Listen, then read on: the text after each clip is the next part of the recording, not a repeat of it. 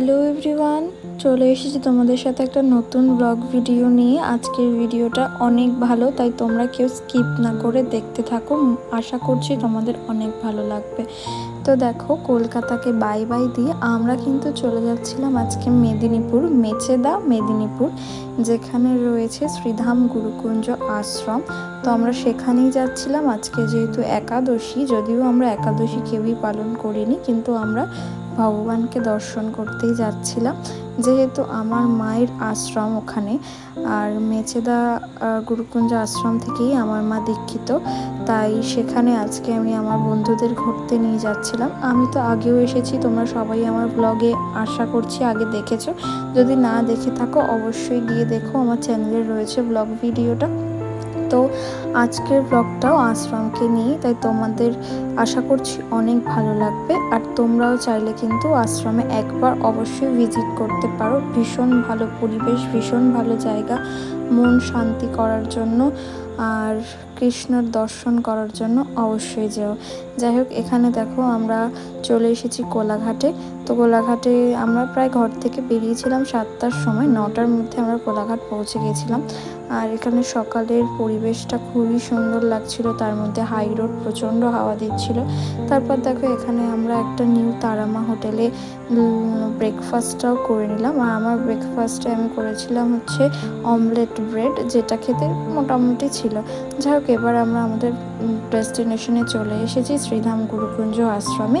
তো এখানে দেখো, আমি এবার চলে যাচ্ছি। প্রথমে সবাইকে নমস্কার করে আশ্রমের প্রত্যেকটা স্মৃতিসৌধ করা রয়েছে, তোমরা সকলেই জানো। আমি আগেও তোমাদের বলেছি যে এটা কিন্তু আশ্রম না শুধু, এটা হচ্ছে বৃন্দাবন, বলতে পারো মিনি বৃন্দাবন। বৃন্দাবনে যা যা রয়েছে এখানে কিন্তু সব কিছুই তুলে ধরার চেষ্টা করা হয়েছে। আর তোমরা যদি আসো এখানে, তোমাদের মনে হবে তোমরা বৃন্দাবনেই রয়েছো। তো এখানে তারপর আমরা আসার পর বৃষ্টিও শুরু হয়ে যায়, আর পরিবেশটা আরও সুন্দর হয়ে যায়। এমনিতেই এখানের পরিবেশ খুবই সুন্দর, তার মধ্যে বৃষ্টি পড়ছিল, আরও সুন্দর লাগছিল। তো এখানে দেখো, বাচ্চাদের জন্য কিন্তু পার্কের ব্যবস্থাও করা রয়েছে। আর এটা হচ্ছে ঘটাকুঞ্জ, এরকম কুঞ্জ কিন্তু আরও অনেক কটা করা রয়েছে। আর ঘটাকুঞ্জ আশা করছি তোমরা সবাই জানো, এখানে কৃষ্ণ আর রাধার মিলন হয়েছিল প্রথমবার। তো এখানে দেখো, আমি তোমাদের ওটাই দেখাচ্ছিলাম। আর এই আশ্রমের যিনি প্রভু রয়েছে তার নাম হচ্ছে শ্যামসুন্দর দাস মহাপ্রভু। তো তোমরা যারা যারা ওনাকে চেনো অবশ্যই কমেন্টে হরে কৃষ্ণ লিখে যেও। আর যারা চেনো না অবশ্যই একবার ইউটিউবে সার্চ করো নামটা, ওনার চ্যানেল চলে আসবে। ওনার কিন্তু অনেক বড় চ্যানেল। আর আজ ছিল একাদশী, আর একাদশীর দিনে কিন্তু এখানে কোনো অন্নভোগ হয় না। এখানে একাদশীর দিনে কুমড়ো আর আলুর একটা তরকারি ভোগ দেওয়া হয় ভক্তদের। কিন্তু আজকে আমি গিয়ে দেখলাম এখানে খিচুড়ি ভোগ দেওয়া হচ্ছে, কিন্তু সেটার জন্য আলাদা করে কুপন করতে হতো। এবার আমরা যেহেতু ব্যাপারটা জানতাম না, তাই আমরা আগে থেকে কুপনটা করে রাখা হয়নি আমাদের।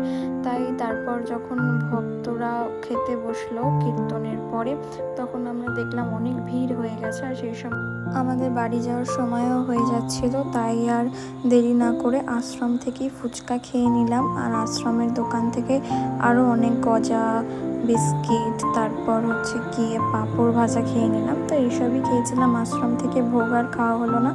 আর আশ্রমের ফুচকাটা কিন্তু খুবই সুন্দর, মানে খুবই সুন্দর, মনে হবে তোমরা ভোগই খাচ্ছ, মানে পুরো যেন ভগবানের প্রসাদ খাচ্ছ, এরকমই মনে হবে। অমৃত মুখে লেগে থাকবে একবার খেলে।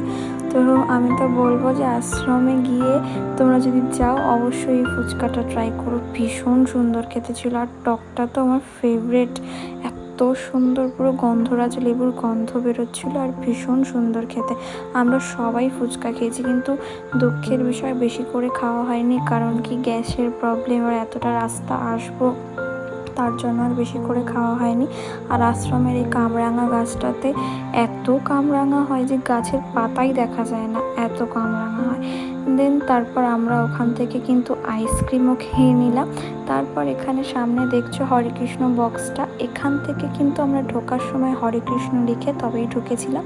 তারপর এখান থেকে আমি আশ্রমের একটা নতুন বই রিলিজ হয়েছিল, সেটাও নিয়ে গেলাম মায়ের জন্য। আমার মা কিন্তু প্রত্যেকবারই আশ্রমে এসে নতুন একটা বই কিনে নিয়ে যায়, তো আমিও আজকে এসে মায়ের জন্য একটা বই কিনে নিয়ে গেলাম।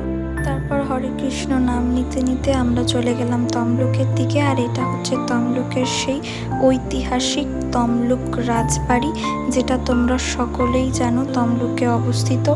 আর এই তমলুক রাজবাড়ির ইতিহাস কিন্তু অনেক বড়। তোমরা যারা যারা জানতে চাও আমাকে অবশ্যই কমেন্ট করে জানিও। আমি তাহলে নেক্সট একটা ভিডিও বানাবো তমলুক রাজবাড়ি নিয়ে।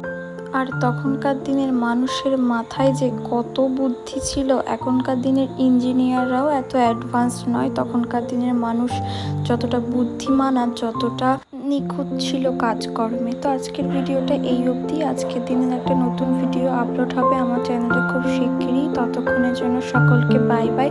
সকলে সুস্থ থেকো, ভালো থেকো। দেখা হচ্ছে নতুন একটা ভিডিও নিয়ে। হরে কৃষ্ণ, রাধে রাধে।